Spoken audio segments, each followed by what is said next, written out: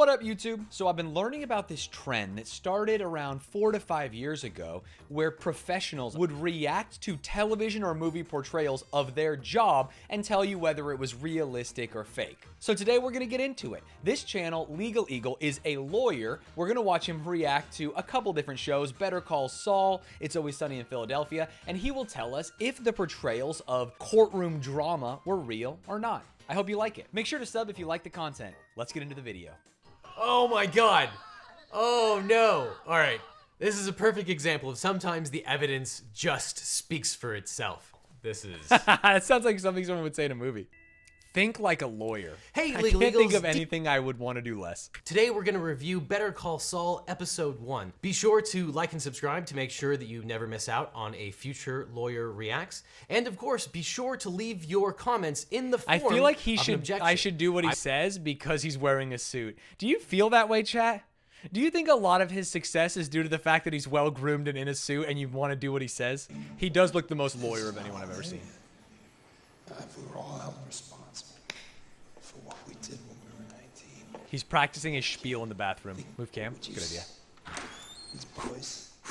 God, that is exactly what courtroom bathrooms look like. They're just out of They the just last piss century. everywhere. Ladies and gentlemen, if you've never been in a courtroom bathroom, I hope you aren't wearing flip-flops because you're going to be swimming in it. And that's so funny because lawyers really do practice their opening and closing statements in the bathroom before they go into court. That is probably where you'll find most trial attorneys when court is about to start.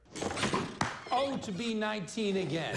Wait, I don't think you could just start like that. Okay, let's see what he says. I'm sorry, I'm not the lawyer here. Okay, you can never just storm into the... I knew it. I knew it. If I were held accountable for some of the stupid decisions I made when I was 19, oh boy, wow. And I bet if we were in church right now, I'd get a big amen. My favorite part about the Hollywood stereotype of a lawyer is them telling people what to think. Hey, I bet if you were being honest with me, you'd say you are right and not guilty. Wouldn't you say that? And it's like, well, no, probably not, man. This is really good. What Saul Goodman is doing is he's making himself seem personable. These three knuckleheads, and I'm sorry, boys, but that's what you are. They did a dumb thing. Oh, yeah. Oh, they're naughty boys. They are naughty, but do they deserve the thing? That's also really good. When you have bad facts, you need to get ahead of them, to front run them, and to show that you're aware of those bad facts, but to downplay them and to show that they aren't dispositive to your case.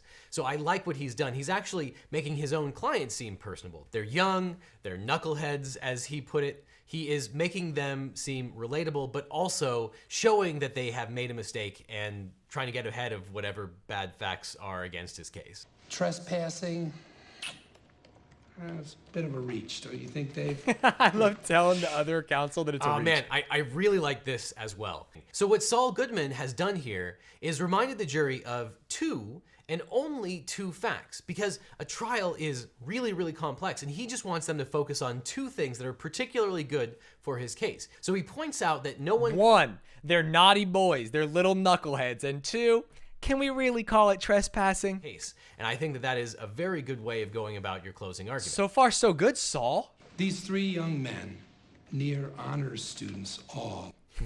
Near. I think the other thing I like about Saul specifically as a lawyer is his beautiful use of these Weasel words. Near honor students, like that means nothing, right? Anyone can be near an honor student. Maybe their grades are C's, and is a C really that far from an A? Maybe they're in close proximity to honor students. There's just so many things. Feeling a little bananas. They just went a little bananas. I don't know. Call me crazy, but I don't think they deserve to have their bright futures ruined by a momentary, minute, never to be repeated lapse of judgment.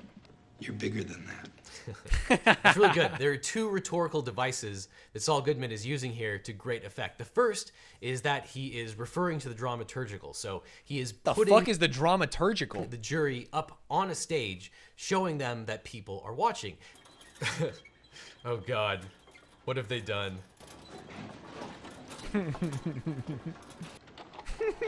This episode's so funny. So because this is closing argument, all the evidence has already come in. So the prosecutor doesn't have to lay any foundation.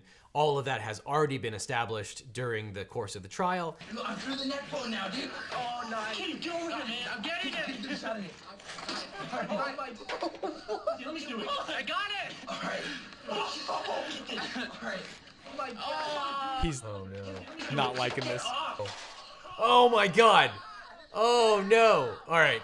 This is a perfect example of sometimes the evidence just speaks for itself. In Latin, that's the phrase res ipsa loquitur. The thing speaks for Res itself. ipsa loquitur, chat. We were watching, I do this thing, and people on YouTube have noticed, and I'm going to pause even more now because I hate when people tell me what to do, where I pause and I tell a story about my real life. And in my quirky, old school political science way, I think it makes me more relatable. Hey, chat, you know what this reminds me of? This little thing that happened that I think you'd like to hear about, instead of just fucking let's watch Legal, because you can do this on your own. And I will say that Rochelle refuses to believe any of my Latin or French pronunciations, any Romance languages, and she believes the phrase is que sera sera for que sera sera, what will be will be, and the finale of Westworld was que sera sera, and we were in bed, and we're about to go to bed, and it's like good night, and she just looked at me and went que sera sera.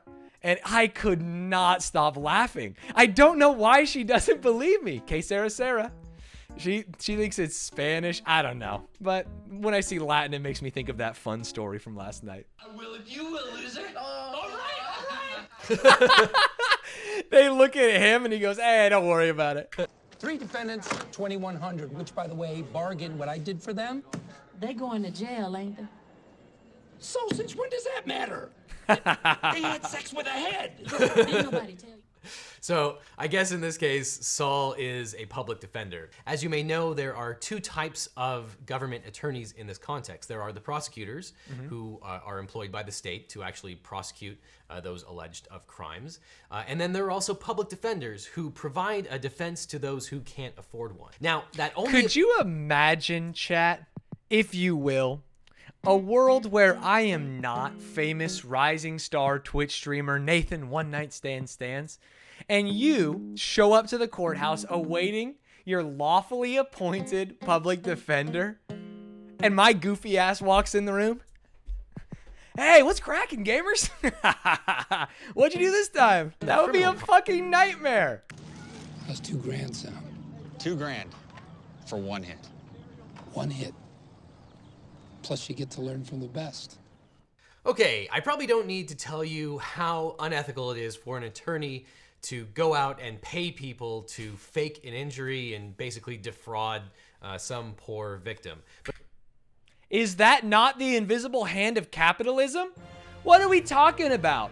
I don't want to live in a goddamn leftist state where entrepreneurial individuals can't come up with a plot or scheme and make a little bit of money on the side. It's just bullshit, man. Why are we in home of the free land of the brave if we can't freely be brave and make some goddamn money? In the US system, in order to... That guy in chat, British, but he knows what's important here. You sounded like someone from It's Always Sunny there. That's because that's where all my humor is based. I've only ever watched Seinfeld and It's Always Sunny, so I just steal it. That and Jake and Amir. If you realize that the entire history of my joke repertoire is those 3 shows, you are going to hear only Dennis in my voice, only George Costanza in my voice, and only Amir Blumenfeld in my voice. Okay, that was the first episode of Better Call Saul, and it did not disappoint. I really look forward to reviewing future episodes Did he give it a grade? This series. It's great. But He has now a video it's on time Only to Sunny. give Let's watch Better it Call next. Saul a grade for legal realism. So let's think about this. Well, all in all, we have a realistic depiction of a lot of the parts that go into a lawyer's life that rarely get any screen time, with only minimal dramatic license. So I'm giving Better Call Saul Episode 1 an A- for legal realism. Well done. Wow, that's really good. So check out this playlist I put together that includes all of my prior reactions, including my reaction to It's Suits, so The Good Wife. bizarre to me, in a good way, that this guy is a lawyer who's just out here earnestly talking about his reactions. Hey, check out my reacts channel. You know, I went to law school. I'm a pretty smart guy, but isn't The Onion funny? Like Poyle versus Ponderosa Bird Law or The Serial Defense. One has 3 million views. 1 has 2. Bigger number, better person, dude. Welcome to the fucking show. Attack Mac's character! Yeah, like they did in the OJ trial to that hero cop Mark Furman. Oh, no. I love an oh no. When I'm not reacting, when I'm not trying to farm things, I'm a big oh knower. Hey, Legal Eagles, it's time to think like a lawyer. Today we are covering another episode Wait, of It's he's Always not Sunny. the Legal Eagle? We're the Legal Eagles? Hey, Legal Eagles, it's time. That blew my fucking mind. You should pass 3 buses. They're stuck, Charlie. I need you here. This tape isn't working. This is KPFN, Public Radio. Distracted driving is a big problem. Never drive while distracted. Always a bad idea. Legally, though, chat, you know what? I want to let you know that he's not telling you the whole story. If you would like to eat a bowl of cereal while driving, they cannot stop you. It is not against the law, and the fact that he would try and stop you means that he doesn't love freedom like I do. Well, specifically. Oh, I'm getting a little bit of, sorry, quick call in from the producers. That actually happened to Dennis. He came into work and complained. The cast thought it was so funny, they wrote this episode. Wow. How many bench warrants for sexual misconduct do you have? Would there be bench warrants for sexual misconduct? I don't think that's a thing. First off, he wouldn't know. Virgin. Wait, why did I get question marked? I don't even remember what I just said. Oh, I called Legal Eagle a virgin. Yeah, that was funny. No, that was a good joke. I would like a 5 with my client, please. Are you gonna want a 5, I'd counselor? like to take a 5, yes. Stop Talking like this is a courtroom, please. Oh, I'm the judge. No, you're not. Can I be the bailiff? You are not anything. I'll allow it. No one is anything. Well, he's an arbitrator. Everybody's eyes out of their sockets. And that is one of the reasons why you never want to represent yourself. You have too much skin in the game, it's too hard to be objective, and it is too easy to have an outburst like that. By the power of the Commonwealth of Pennsylvania, Reed Mental Institution hereby decrees Frank Reynolds to not have donkey brains. What? That is an official document. What is I forgot how funny the show was. Like few legal shows, he actually says that he wants to enter this particular document into evidence. You actually don't see that all that often. He missed a few steps. Number one, this document is hearsay, regardless of where it came from, because he's trying to use it for the truth of the matter asserted that Frank, in fact, does not have donkey brains. So he has hearsay problems to deal with. He has to establish that there is some hearsay exception. But he has gone part of the way towards there. He has established that Frank received this document at some point, and he has some basis to say what this document is. So he certainly hasn't laid all of the foundation, but he is part of the way there, which is more than I can say for a lot of legal TV shows. That's pretty funny. Do you have any such certificate? Oh, yes. You might in fact have donkey brains, Dennis. I'm going to ask you one more time. Do you or do you not believe that you can create a superhuman race of strong men through genetic mutation and evolution? That could never happen in the real world, D. That's like a comic book thing. He's credible. Yeah, he's credible. He's credible. Yeah, we got an open Shit, shut Dennis, case. that was... Why don't you believe that? Huh? Well, I'm just wondering, why don't you believe that you could pass down a gene that would eventually evolve into a race of supermen? Why? I like where Dennis is going here. This is one of the reasons why you should never lie in court. It's because a good lawyer will be able to suss out your lies and show that you are not a credible person. That's a silly question, because evolution doesn't exist, of course. I'm sorry? Oh, could you repeat that again? Evolution is it's not real. Recess! Yeah, or they'll just catch you in some other absurdity and ruin your credibility that way. That's that can happen too. Okay, I know at this point a lot of people are going to say this is completely unrealistic, this is ridiculous, they're having a fake trial in a bar. So let's talk about what's generally happening here, and let's talk specifically about legal arbitrations. Let's think like a lawyer. Oh my God, what an insane graphic. Now, I wonder how much he paid for this. Two parties get into a dispute, and rather than take their dispute to court, they either decide at that time to do an arbitration, or they have a prior contract that requires them to go to arbitration. Arbitration can have some advantages. It can be much, much faster than a court, which a court trial can often take years to happen. But insane. it does have the disadvantage of requiring the parties themselves to pay the arbitrator, or arbitrators plural. If you want to know more about arbitrations, I actually did a whole video about the arbitration. And they have sort of agreed to be bound by the outcome of what their three friends think about. I want to be bound by my three friends, if you know what I mean. This particular case. So believe it or not, on the planet. Only problem is they kept being wrong. Sometimes. That's insane, you fool. this is getting dangerously close to the Chewbacca defense. Why would a Wookiee, an 8-foot-tall Wookiee, want to live on Endor with a bunch of 2-foot-tall Ewoks? That does not make sense. But more important, you have to ask yourself, what does this have to do with this case? Nothing. Which, ironically, since that came out in South Park, is a term that lawyers use when we talk about arguments that are completely ridiculous and that have no bearing on the particular case except for some specious reasoning. We actually do refer to things as the Chewbacca defense. I hope we get back to the actual trial at hand, because there are some really interesting legal issues to discuss here. How do we get on evolution? This is not Yes, exactly. You shouldn't be talking about this at all. Okay, here's the deal. Dennis, if you can drive to your apartment and back without spilling a single drop, D, your precedent is set, and Frank, you pay for everything. fine. Good. Okay, and Frank, if you can drive to our place and back without getting in an accident with me giving you directions, you can continue to drive as long as I'm in the car with you. Deal. All right. On your mark, get set, go!